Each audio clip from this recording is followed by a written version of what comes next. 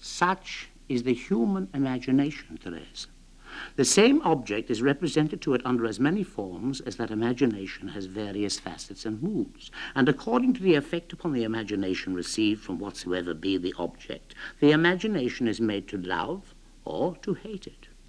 If the perceived object's impact strikes it in an agreeable manner, the object is loved, preferred, even if this object has nothing really attractive about it. And if the object, though of a certain high value in the eyes of someone else, has only struck in a disagreeable manner the imagination we are discussing, hostility will be the result, because not one of our sentiments is formed, save in reason of what various objects produce upon the imagination.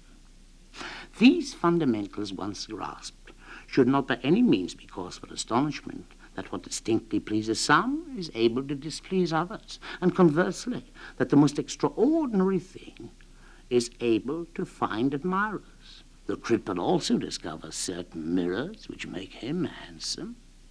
Now, if we admit that the sense's joy is always dependent upon the imagination, always regulated by the imagination, one must not be amazed by the numerous variations the imagination is apt to suggest during the pleasurable episode.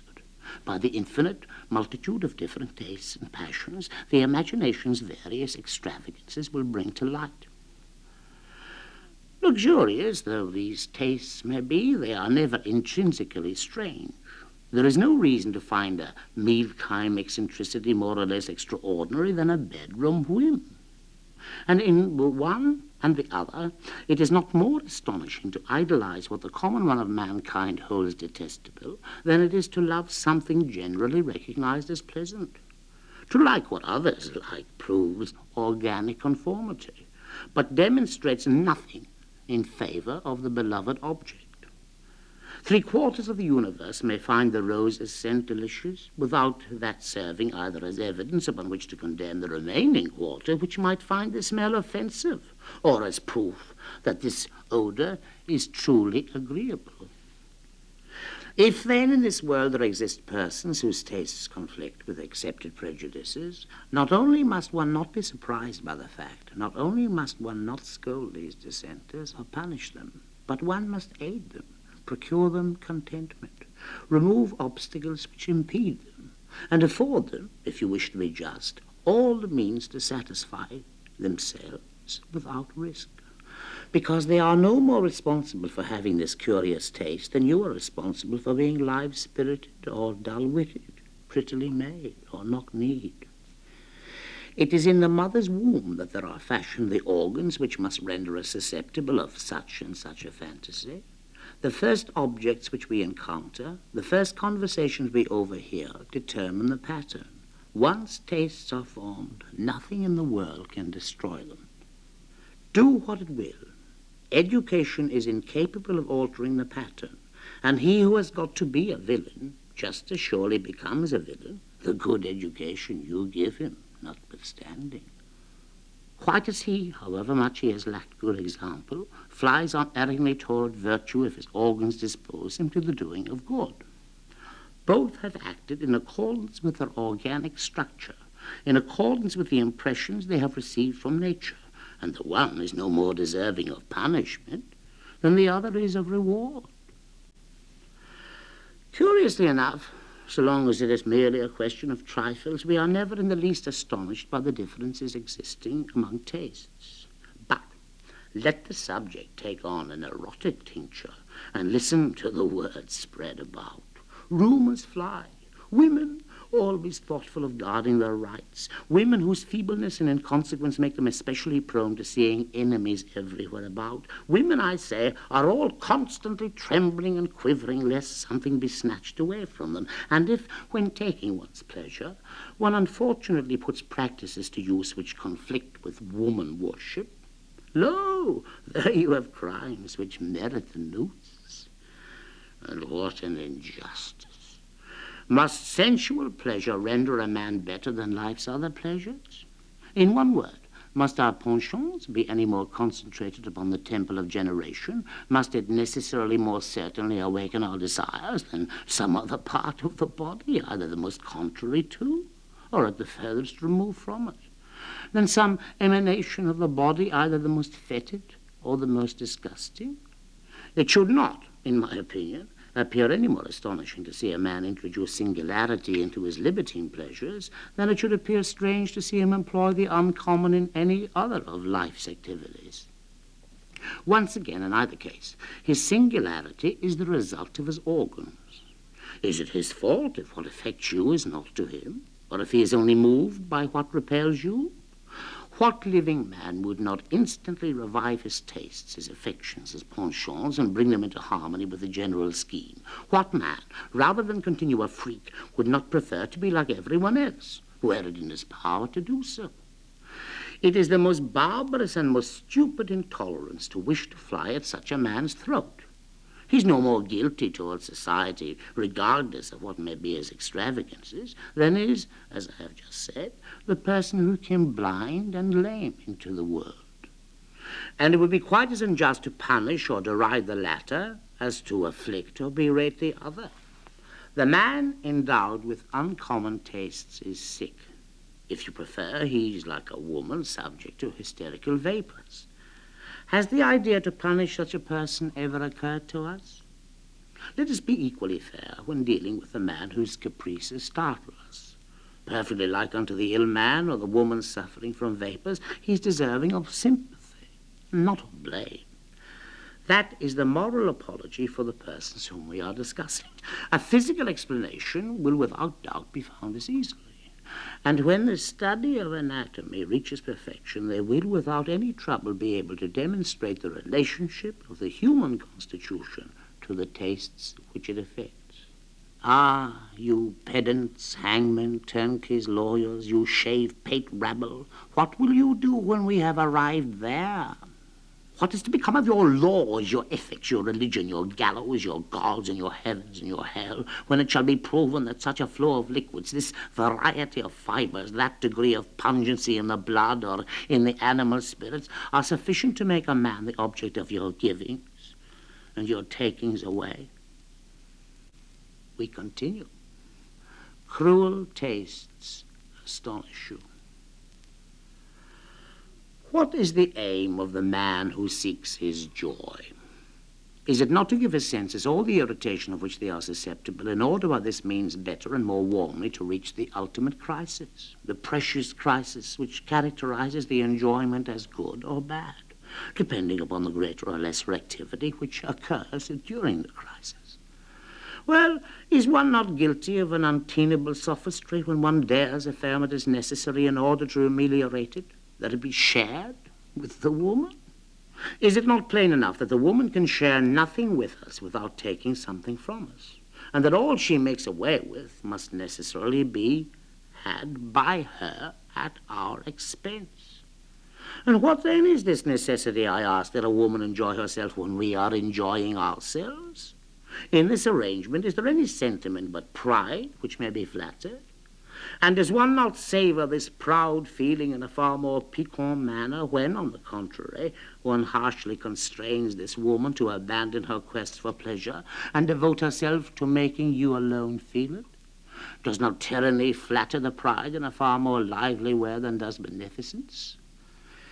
In one word, is not he who imposes much more surely the master than he who shares?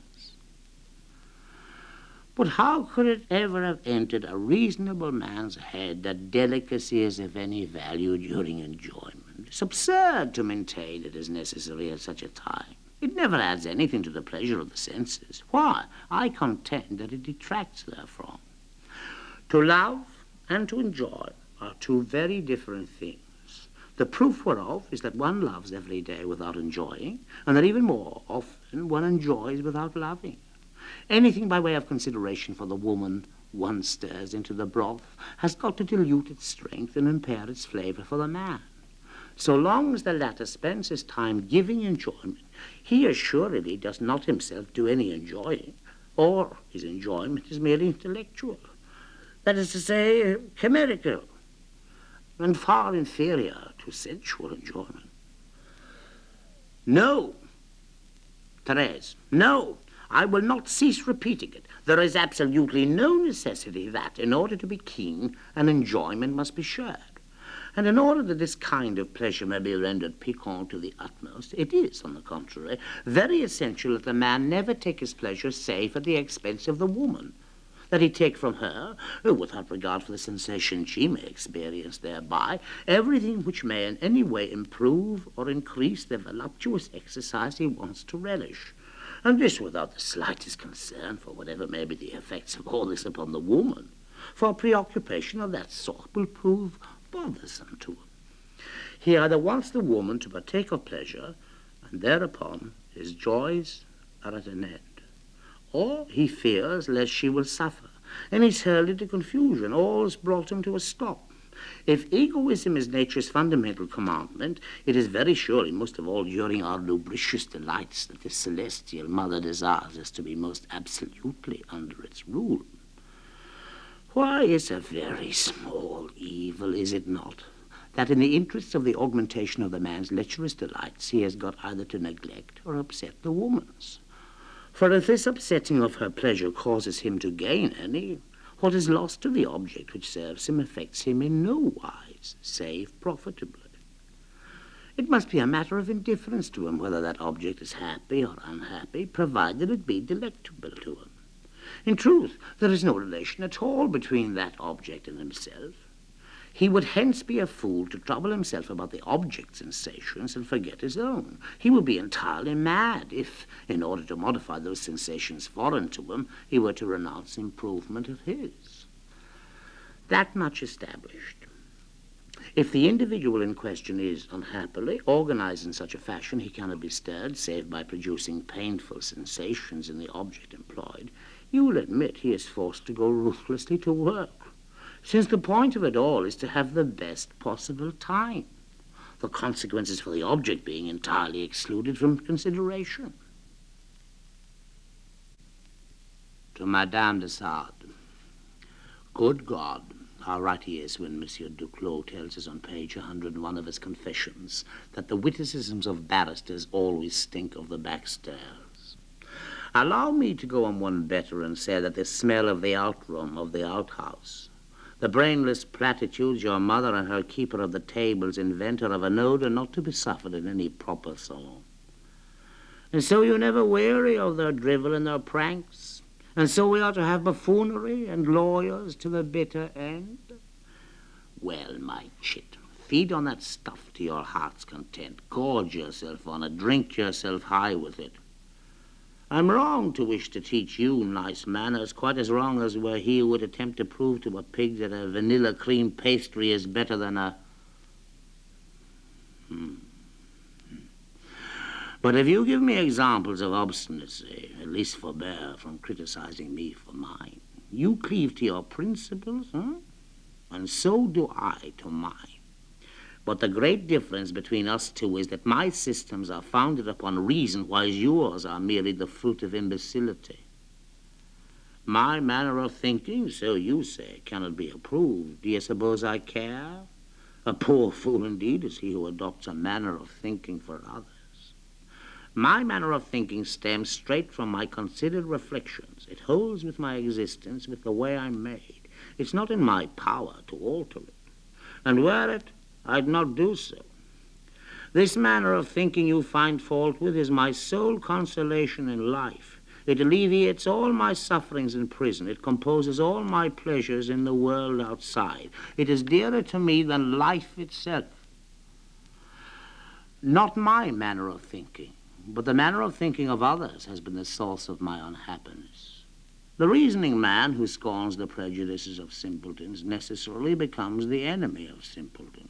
He must expect as much and laugh at the inevitable. A traveler journeys along a fine road. It has been strewn with traps. He falls into one. Do you say it's the traveler's fault, or that of the scoundrel who lays the traps? If then, as you tell me, they are willing to restore my liberty if I'm willing to pay for it by the sacrifice of my principles or my tastes, we may bid one another an eternal adieu. For rather than part with those, I would sacrifice 1,000 lives and 1,000 liberties if I had them. These principles and these tastes, I am their fanatic adherent, and fanaticism in me is the product of the persecutions I have endured from my tyrants. The longer they continue their vexations, the deeper they root my principles in my heart, and I openly declare that no one need ever talk to me of liberty if it is offered to me only in return of their destruction. I say that to you. I shall say it to Monsieur Lenoir. I shall say it to the entire earth. Were the very scaffold before me, I'd not change my tune. If my principles and my tastes cannot consort with the laws of this land, I don't for a moment insist upon remaining in France. In Europe there are wise governments which do not cast dishonor upon people because of their tastes, and which do not cast them into jail because of their opinions. I shall go elsewhere to live, and I shall live there happily. The opinions or the vices of private individuals do not harm the state. Through their morals, only public figures exert any influence upon the general administration. Whether a private person believes or does not believe in God, whether he admires and venerates a harlot or treats her with kicks and curses, neither this form of behavior nor that will maintain or shake the constitution of a state. But let the magistrate whose duty is to see to the victualling of a town double the price of commodities because the purveyors make it worth his while. Let the treasurer entrusted with public funds leave hirelings to go unpaid because he prefers to turn those pennies to his own account. Let the steward of a royal and numerous household leave the luckless troops to die of hunger, whom the king has introduced into his palace, because that officer would have a hearty feed at home the Thursday before Shrove Tuesday. And from one end of the country to the other, the effects of this malversation will be felt. Everything falls to pieces. And nonetheless, the extortioner triumphs while the honest man rots in a dungeon. A state approaches its ruin, spake Chancellor Olivier at the bed of justice held in Henry II's reign, when only the weak are punished, and the rich felon gets his impunity from his gold. Let the king first correct what is vicious in the government. Let him do away with its abuses. Let him hang the ministers who deceive or rob him before he sets to repressing his subjects' opinions or tastes. Once again, those tastes and opinions shall not unsteady his throne, but the indignities of those near to it will overthrow it sooner or later. Your parents, you tell me, dear friend, your parents are taking measures to prevent me from ever being in a position to claim anything from them. This extraordinary sentence is all the more so for demonstrating that either they or I must be knaves. If they think me capable of asking them for anything beyond your dowry, I am the knave, but I am not. Knavery has never had entrance among my principles. It's too base a vice. And if, on the contrary, they are taking measures in order never to give me that upon which my children must naturally count, then they are the knaves. Kindly decide which it is to be, the one or the other, for your sentence leaves no middle ground. You point your finger at them? I'm not surprised. Neither am I surprised at the trouble they encountered marrying you off, or at the remark one of your suitors made. The daughter I'm nothing loath, but spare me from the parents. My surprise shall cease at the fact that they have been paying me your dowry in vouchers that lose 2/3 on the market. No more shall I marvel that those who were concerned for my interests always used to warn me, have a care there, you have no idea whom you're dealing with. People who take measures not to pay the dowry promised to their daughter, none of the doings of such people ought to cause surprise, and I have long suspected that the honor of having sired 3 children upon you was going to be my ruin. It's doubtless to secure it that your mother has so often had my house entered and my papers filched. It won't cost her but a few louis to have some documents now disappear out of the notary's file, to have some notes to Alberet falsified. And when at last I emerge from here, I shall be perfectly able to beg in the streets.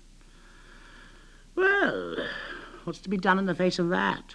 To me, 3 things shall always remain as consolation for everything. The pleasure of informing the public, which is not fond of the foul tricks lawyers play upon noblemen. The hope of advising the king by going and casting myself at his feet if need be, to ask restitution for the roguery of your parents. And should all that fail, the satisfaction to me very sweet of possessing you for your own sake, my dear friend, and of devoting the little that shall still be mine to your needs, to your desires, to the charm unto my heart unique of seeing you owe everything to me. De Sade.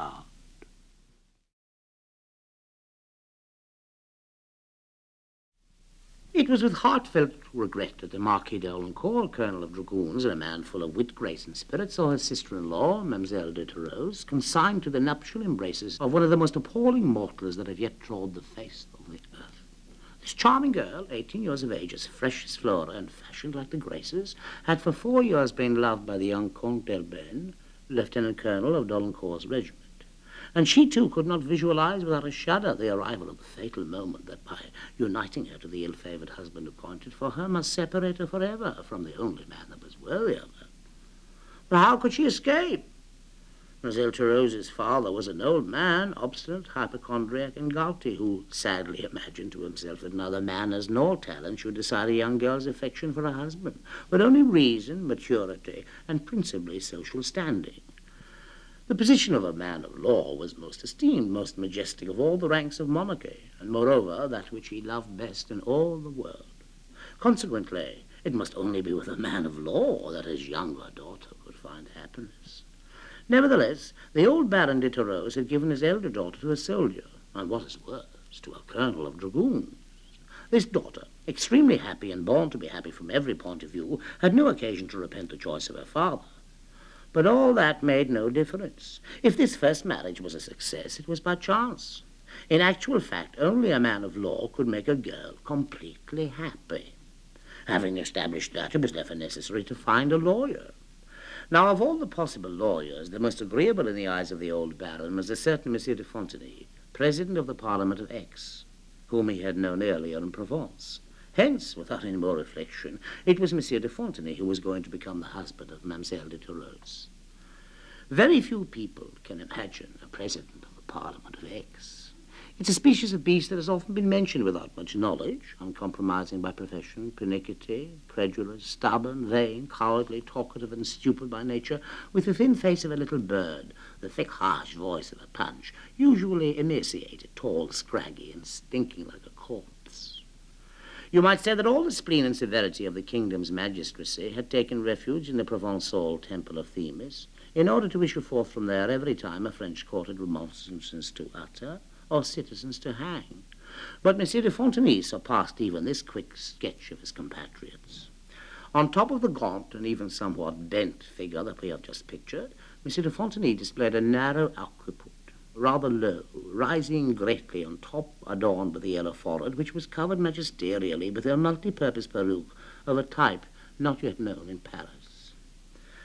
Two somewhat twisted legs supported with adequate ceremony this walking clock tower, from whose chest issued, not without a certain inconvenience to those nearby, a yelping voice, distributing with great emphasis long compliments, half French and half Provençal, at which he never failed to smile himself, with such opening of the mouth that the observer saw therefore right down to the uvula, a blackish abyss, denuded of teeth, excoriated in different places, and not at all unlike a certain seat that, having regard to the demands of our weak humanity, becomes just as frequently the throne of kings as of peasants. Independently of these physical attractions, M. de Fontenay had pretensions to a fine mind. After dreaming one night that he was raised with St. Peter to the third heaven, he fancied himself the greatest astronomer in France.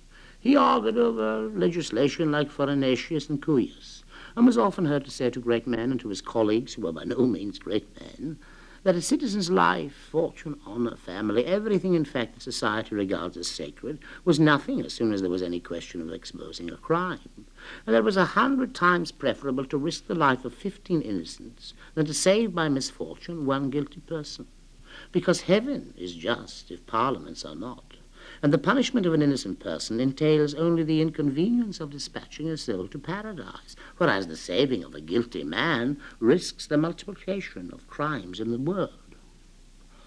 Only one class of individuals had any rights upon the armor-plated soul of Monsieur de Fontenay: prostitutes. Not that he made great use of them in general, Although most ardent, his ability was uncontrolled and moderate in execution, and his desires extended far beyond his powers. Monsieur de Fontenay had in mind the glory of transmitting his illustrious name to posterity, that's all.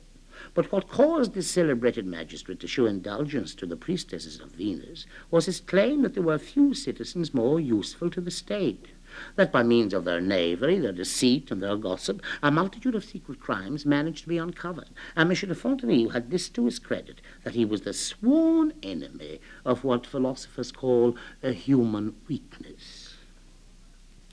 This somewhat grotesque combination of Ostrogoth physique and Justinian morality left the town of Aix for the first time in April 1779 at the request of M. le Baron de Toulouse, whom he had known for a long time for reasons of little importance to the reader, and came to stay at the Hotel de Denmark, not far from the Baron's residence. As it was then the time of the Saint-Germain fair, everyone in the hotel thought this extraordinary creature had come to go on show. One of those officious creatures who are always offering their services in such public establishments even proposed to him that he would go and warn Nicolette, who would esteem it a veritable pleasure to prepare a place for him, unless, however, he preferred to set himself up at Oudinot's. The president replied, "My nurse certainly warned me when I was small that Parisians are a caustic, facetious people who would never do justice to my virtues, but my wig-maker nevertheless informed me that my head of hair would impress them. Good folk, you joke as you die of hunger. You sing while you are being crushed. Oh, I've always said so. These people need an inquisition as in Madrid, or a never-ready scaffold as in Aix." Monsieur de Fontenay, however, after a little attention to his toilet, which could only achieve some heightening of the brilliance of his sexagenarian charms, after several applications of rose water and lavender, which were not, as Horace said, ambitious ornaments, after all that, I say, and perhaps some other precautions which have not come to our knowledge, the president went to present himself to his old friend the Baron. The double doors were opened, his name was announced, and the president entered. Unfortunately for him, the two sisters and the Comte d'Alencourt were amusing themselves like three little children in one corner of the salon when this original figure made his appearance. And however hard they tried, they could not possibly restrain themselves from bursting into laughter, which put the grave visage of the Provençal magistrate completely out of joint. He had studied his entrance bow for a long while before a mirror, and was giving a passable rendering of it when this damnable laughter escaped from our young friends and almost caused the president to retain his bow much longer than he'd intended. He straightened up, however. A stern glance from the Baron brought his three children back within the margins of respect, and the conversation began. The Baron, who intended to go straight to the point and whose mind was already made up, didn't allow this first interview to end without informing Mademoiselle de Toulouse that this was the husband he had destined for her, and that she should give him her hand within 8 days at the latest. Mademoiselle de Toulouse said not a word. The president withdrew, and the Baron repeated that he wished to be obeyed. It was a cruel situation for her to be in. Not only did this beautiful girl adore Monsieur d'Albane, not only was she idolized by him, but as weak as she was sensitive, she had already allowed her delectable lover to pluck that flower which, so different from the rose to which it is nevertheless compared, has not the same faculty of being reborn each spring. Now, what would Monsieur de Fontenay have thought? A president of the Parliament of Aix, on finding his duty already accomplished. A Provençal magistrate may very well be ridiculous. That's likely among this class of persons. But he is still able to judge of the first fruits, and would comfortably expect to find them at least once in his life in his own wife. It was this which halted Mademoiselle de Toulouse, who, although full of life and gaiety, possessed nevertheless all the delicacy which befits a woman in such a case, and fully realized that her husband would think very little of her if she ever proved that she could have been lacking in respect for him even before they met. For there is nothing so just as our prejudices in these matters. Not only must an unfortunate girl sacrifice all her heart's affection to the husband that her parents give her, but she's even to be blamed if before knowing the tyrant who will enslave her, she has only listened to the voice of nature and yielded for one moment to her promptings. Mademoiselle de Toulouse confided her woes to her sister, The latter, whose sense of humour was greater than her prudishness, and who was much more likeable than she was religious, roared with laughter like a mad woman at the confidence, and immediately shared it with her serious husband, who decided that matters being in such a shattered and ruined state, they must not on any account be offered to the priests of Themis, which gentleman never joked about matters of such importance. His poor little sister would no sooner be in the town of the ever-prepared scaffold than she might find herself climbing it to provide a victim to chastity. The Marquis quoted proofs. After his dinner especially, he sometimes showed himself most erudite. The Provence was an Egyptian colony, that the Egyptians very frequently sacrificed young girls, and that a president of the Parliament of Aix, who fundamentally was nothing but an Egyptian colonist, could, without achieving any miracle, divorce his little sister from the prettiest neck in the world. Mere choppers off of heads, these colonial presidents, continued Dolencourt. They will chop through necks as crows will pick off walnuts, without looking closely enough to see whether justly or not. Like Themis, severity wears a bandage placed over its eyes by stupidity, and in the town of Aix, never raised by philosophy. They agreed to have a meeting about it. The Count, the Marquis, Madame Dolencourt, and her charming sister went to dinner at a little house owned by the Marquis in the Bois de Boulogne, where the stern Areopagus decided in an enigmatic style, similar to the answers of the Cumean Sibyl or the decrees of the Parliament of Aix, which by virtue of its Egyptian nativity has certain rights to the hieroglyph, that the president would wed and would not wed. The sentence pronounced and the act as well rehearsed, the young girl, in returning to her father, offered him no opposition. Dolencourt and his wife declared that they would celebrate so well-matched a union. They flattered the president remarkably, taking good care not to laugh again when he appeared, and so won the hearts of the son-in-law and the father that they got them both to agree that the rites of hymen should be performed only at the Chateau Dolencourt, near Melun, a magnificent estate belonging to the Marquis. Everyone approved, and the Baron said that he alone was desolated at not being able to join in the pleasures of so agreeable a celebration, but that he would come if he could. At last the day arrived. The two principals were united with the sacraments at Saint-Sulpice very early in the morning, and left the same day for Dolencourt. The Count d'Elben, disguised in name and appearance as Labrie, personal footman to the Marquise, received the company when they arrived, and after supper led the couple to the nuptial chamber, the decorations and machinery of which had been managed by him, and their operation left to his responsibility. In truth, my pretty one, said the amorous Provençal, as soon as he found himself alone with his future wife, you have all the charms of Venus herself, Caspita. I don't know where you acquired them, but one could scour all Provence without finding their equal. Then, caressing the poor little Therese through her clothes, who didn't know whether she was amused or afraid, he continued, May God damn me, may I never judge another prostitute if these aren't the shapes of love beneath the glittering petticoats of her mother. However, at this moment Labrie entered, bearing two golden cups, one of which he presented to the young bride and the other to the president. Drink, a virtuous couple, he said, and may you find, both of you, the gifts of love and the rewards of marriage in this drink. So, President, went on Labrie, seeing the magistrate question the reason for the drink, this is a Parisian custom dating back to the baptism of Clovis. It's a habit of ours that before the celebration of the mysteries, which will soon require both your attention, you take from this potion, purified by the bishop's benediction, the powers necessary for the enterprise. Of course, only too willingly, said the man of justice. Give it to me, my friend, give it to me. But if you intend to fan my passions, let your young mistress look out for herself. I'm only too eager already. And if you force me to the point where I no longer know myself, I don't know what will happen. Now get undressed, my treasure. I feel a little heavy, and I'd like, if possible, to achieve our operation before sleep carries me off completely. Mademoiselle de Therese, however, as is the custom with young brides, was so incapable of finishing her preparations, never finding what she needed, scolding her women, and never getting to the end, that the president, who could no longer stand, decided to get into bed, where for a quarter of an hour he contented himself with calling out, But come on, then, damn it, come on, I can't imagine what you're doing. If you don't come soon, there won't be time. Nothing happened, however, and since in the state of drunkenness of our modern lycurgus it was difficult enough to find his head on a pillow without falling asleep, he yielded to the most pressing of his needs, and was already snoring as if he'd just sentenced some whore from Marseille, before Mademoiselle de Therese had even changed his chemise. That settled him, said the Comte Albin, as soon as he tiptoed into the room. Come, dear heart, and grant me those moments of happiness that this gross beast would like to steal from us. With these words, he led away the subject of his adoration. The lights were extinguished in the Brighton chamber, the floor was covered at once with mattresses, and at a given signal, the part of the bed occupied by our lawyer was separated from the rest, and raised up by means of a few pulleys to a height of 20 feet above the ground, without our legislator, thanks to his soporific condition, noticing anything.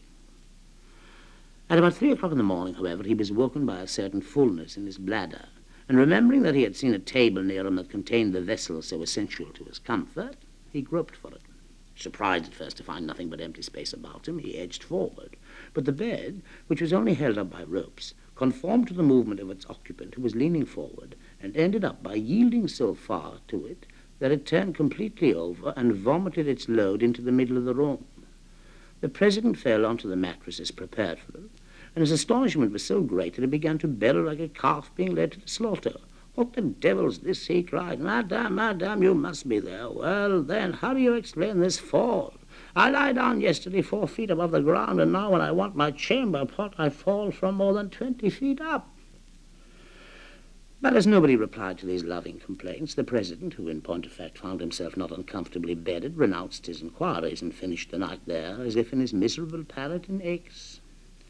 After his descent, the bed had been carefully and gently lowered until it corresponded with the part from which it had been separated, no longer appearing to be anything but one single even couch. At 9 in the morning, Mademoiselle de Terreuse quietly entered the room again. She was hardly inside before she opened all the windows and rang for her women. "To be honest, sir," she said to the president, "your company is not agreeable, you must admit, and I shall very certainly complain to my family of your behavior toward me."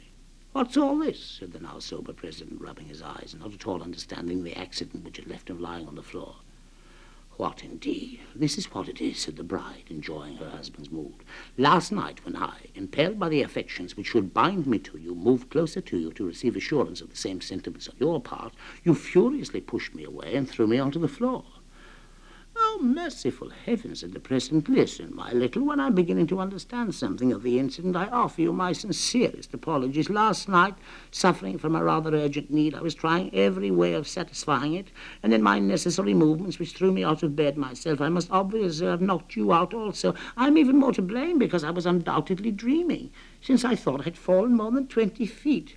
Oh, but come, my angel, it's nothing at all. We must put off the fun until tonight, and I guarantee you I will look after myself. I shall drink nothing but water.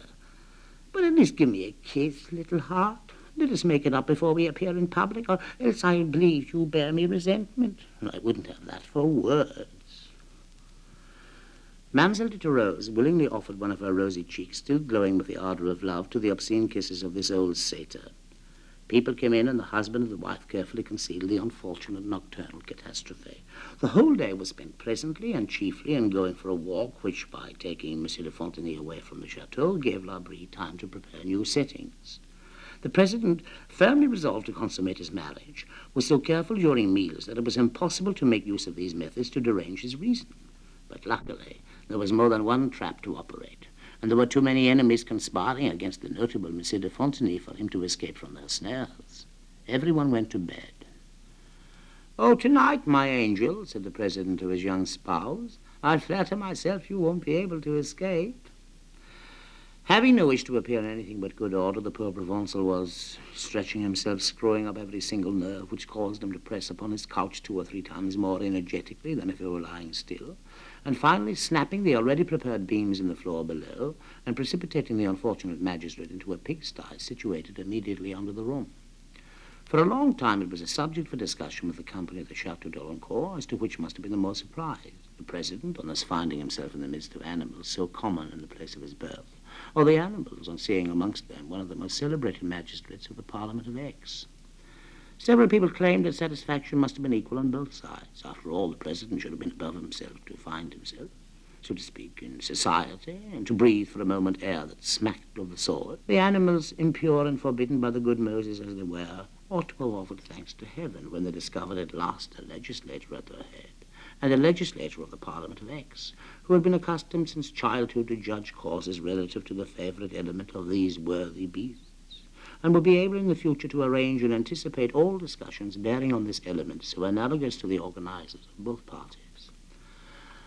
However that may be, as recognition was not immediate, and civilization, the mother of politeness, is hardly more advanced among the members of the Parliament of X than among the animals despised by the Israelites, there was at first a sort of shock, during which the President won no laurels. He was knocked about, bruised, and harassed by importunate snouts. He uttered remonstrances, and no one listened to him. He promised to register the deed, no response. He spoke of decrees, and nobody was any more moved. He threatened exile and was trampled underfoot. And the unfortunate Fontenay, covered with blood, was already preparing a sentence involving nothing less than the stake when help at last arrived. It was Labrie and the colonel, armed with torches, who came to attempt the extrication of the magistrate from the slime which engulfed him. The question, however, arose of knowing how to get hold of him, and as he was well and truly covered from head to foot, it was neither easy nor very fragrant to lay hands upon him. Labrie went to find a pitchfork. A hastily summoned groom brought along another, and in this fashion our man was to the best of their ability prized out of the nauseous cesspit in which he had been buried by his fall. But where to take him now was the next difficulty, and one that it was not easy to resolve. There was talk of purging the decree, of the necessity for purifying the guilty, and the colonel proposed letters of abolition. But the groom, who understood not one word of this fine talk, said that, quite simply, he must be deposited for a couple of hours in the water trough. And after that he would be sufficiently soaked for them to complete making him a pretty picture again with handfuls of straw. But the Marquis asserted that the coldness of the water would affect his brother-in-law's health. And with that, Labrie, learning that the kitchen boy's scullery was still equipped with hot water, the President was transported there and confided to the care of this pupil of Comus, who in no time at all rendered him as clean as a china bowl. "I would not propose that you return to your wife," said Dolencourt when he saw the freshly scrubbed lawyer. "I know your scruples, and so Labrie will take you to a small dressing-room where you may spend the rest of the night in peace." "Good, good, my dear Marquis," said the President. "I approve of your idea. But you'll agree I must be bewitched for such adventures to befall me every night since I've been in this damned chateau." The President was reasoning in this manner when a terrible noise was heard in all the rooms and all the corridors of the chateau at the same time. His whole body was seized with shudders. He clung tightly onto his chair and hardly dared look up. "Fool that I am," he cried. "Is it for me, for a member of the Parliament of X, to fight against spirits? Oh, spirits! What has there ever been in common between the Parliament of X and you?" The noise, however, redoubled. The doors of the two towers were forced, and terrifying creatures came into the room. Fontenay threw himself onto his knees, implored forgiveness, and begged for his life. "Villain," said one of the phantoms to him in a terrifying voice, "did your heart know any pity when you unjustly condemned so many unfortunates? Were you ever moved by their dreadful fate? Were you any less vain, arrogant, greedy, licentious on the day when your unjust decrees plunged into misfortune or the tomb the victims of your imbecile severity? What in you gave birth to that dangerous impunity of your momentary power that public opinion secures for one instant and philosophy immediately destroys? Suffer us to act on the same principles. And since you are the weaker, submit." At these words, 4 of these physical spirits forcibly seized hold of Fontenay and in no time stripped him clean as a whistle, without drawing anything from him but tears, cries, and a fetid perspiration which covered him from head to foot. "What do we do with him now?" said one of them. "Wait," replied the one who appeared to be their leader. "I have here the list of the 4 principal murders that he has committed judiciously. Let us read it to him. In 1750 he condemned to the wheel an unfortunate whose only wrong was to have refused him his daughter, whom he wished to abuse. In 54 he offered to save a man's life for 2,000 crowns. The man not being able to provide them, he had him hanged. In 60, knowing that a man in his town had made some remarks about him, he condemned him to the stake the following year as a sodomite, although the unfortunate had a wife and a troop of children, and all the facts gave the lie to his crime. In 72, a young man of distinction in the province wished to avenge himself light-heartedly upon a courtesan who had made him an unwelcome present by spanking her. This unworthy clodhopper turned the game into a criminal affair, treated the thing as murder, as poisoning, and dragging all his parliamentary colleagues after him in this ridiculous judgment, disgraced the young man, ruined him, and had him condemned to death in contempt, not being able to succeed in laying hands upon his person. Those are his principal crimes, my friends. Make your decision. Immediately one voice was heard saying, "An eye for an eye, friends, a tooth for a tooth. He has unjustly condemned a man to the wheel. I will have him broken on the wheel." "I lean towards hanging," said another, and for the same motives as my colleague. "He shall be burnt," said the third, both for having dared to use this torture unjustly and also for having often deserved it himself. "Let us show him an example of clemency and moderation, comrades," said the leader. "And let us take our text only from his fourth episode. A whipped whore is a crime worthy of death in the eyes of this imbecilic ignoramus. Then let him be flogged himself." They seized hold of the unfortunate president at once, laid him face down on a narrow bench, and bound him tightly to it from head to foot. The four devilish spirits each took up a leather strap 5 feet long, and belaboured rhythmically, with all the strength in their arms, the exposed portions of the unlucky Fontenay, who was lacerated for 3/4 of an hour in succession by the vigorous hands responsible for his education, and soon displayed one single wound from which the blood was spurting everywhere. "That's enough," said the chief. "As I said, let us give him an example of pity and benevolence. If the blackguard had us in his hands, he would have us quartered. We are masters over him, and we give him quittance with this brotherly correction. Let him learn from our lesson that it is not always by assassinating men that you succeed in improving them. He has only had 500 strokes, and I bet against all takers that he has been reformed of his injustices, and in the future will make one of the most honest magistrates of his company. Untie him, and let us continue with our operations." "Ah," exclaimed the president when he saw that his tormentors had departed. "I see plainly that if we hold a torch to the actions of others, if we seek to expose them in order to have the delight of punishing them, I see plainly that it recoils at once upon our own heads. I will no more set myself up as mediator between whores and men who are worth more than I. It costs too much to side with that sort of lady, and I no longer wish to have any dealings with folk whose minds are all prepared to avenge themselves."